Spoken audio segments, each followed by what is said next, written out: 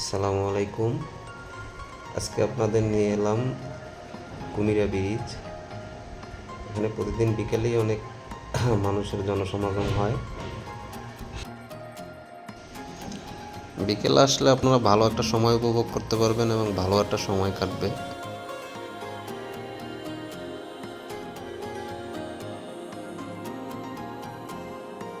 প্রতিদিন বিকেলে এমন একটা আবহাওয়া সৃষ্টি হয়, সাগরের উপরে আকাশ, যা না দেখলে বিশ্বাস করবেন না।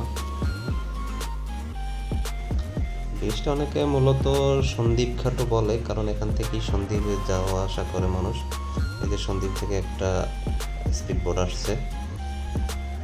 সন্দ্বীপে যারা বসবাস করেন তারা সবাই এখান থেকেই যায়। এটা মূলত চট্টগ্রাম সীতাকুণ্ড কুমিরা এলাকায়।